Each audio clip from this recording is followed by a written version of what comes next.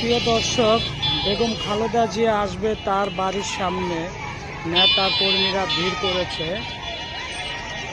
এই সেই বাড়ি, যে বাড়ির সামনে একসময় খালেদা জিয়াকে আটকানোর জন্য ট্রাক দিয়ে রেখেছিল, গুলশানের সেই বাড়িটা।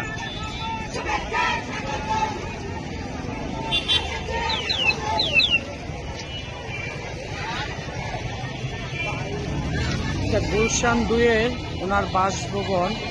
এখানে উনি কিছুক্ষণ পরে আসবে। নেতা কর্মীরা ভিড় করেছে এখানে, ওনাকে বরণ করে নিবে কর্মীরা এর জন্য।